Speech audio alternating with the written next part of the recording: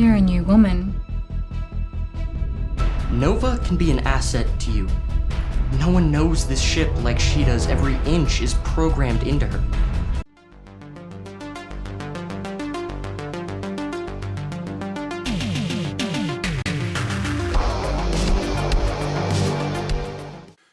Hi, this is the Professional Amateur Hour coming to you with another review. This week I checked out Nova, and this 2021 film was directed by Dana Crowder and stars Juliet, Chevelle, Guy Strike, and Chase Pollock, among others, of course.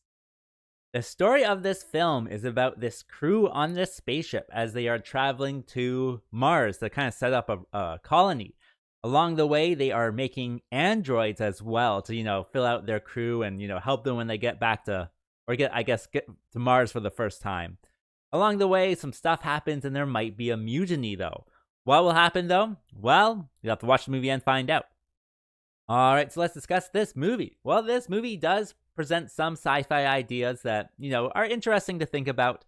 Mostly, it has to do with, the androids and how they kind of are treated and, do they deserve life and that type of stuff. And of course, it goes a little bit deeper, how can they feel? Do they deserve feelings? How much autonomy should they have? And that type of stuff.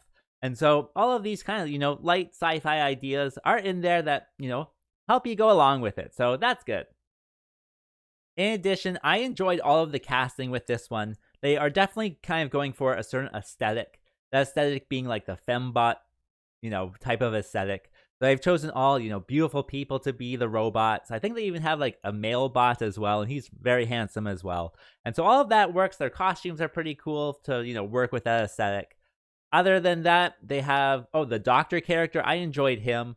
It's kind of funny, though. He shows up. The first time you see him, he has, a cowboy hat on. And you're just like, why is this guy wearing a cowboy hat on this spaceship? Maybe he's a space cowboy doctor? I don't know. That was at least my headcanon. But I just thought it was kind of interesting that he was always, wearing a hat, inside the spaceship. Which is kind of not something you would normally do, I think, in a spaceship. So it is what it is. But yeah, all of the characters casting definitely work well to go along with it. Also, all of the sets definitely worked. They only have, 4 or 5 different rooms that they actually have to go into on this spaceship. They have, the cockpit, the hallway, the operation room. And then they have this room full of plants. And I really enjoyed that room. I'm a big plant guy, so I love seeing that as well.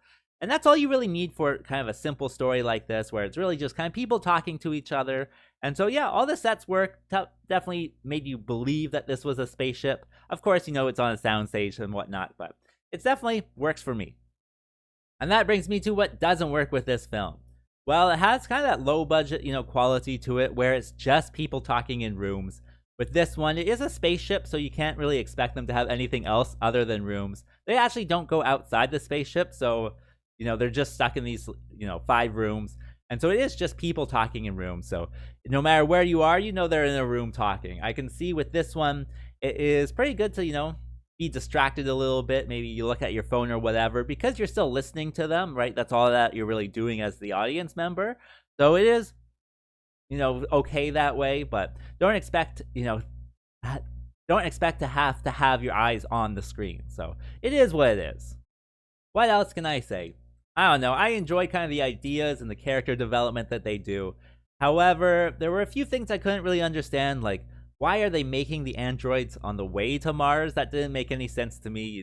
You make them at home, or make them at Earth, I guess, and then ship them over to Mars. Seems so much easier.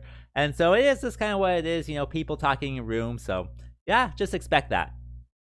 So who would I recommend this movie for? Well, if you want to play on your phone, or if you're doing, stuff around the house and you're just really kind of listening to it, I think that would probably be the best case scenario for you. It's one of those movies where you don't have to watch the whole thing. As long as you're listening, you're fine. So if that sounds like something you're doing, then yeah, check it out. As for rating, well, I have to give it the score of 3. And that's the score for meh. And with that being said, I think that's all I wanted to say. So like and subscribe, and I'll see you next time.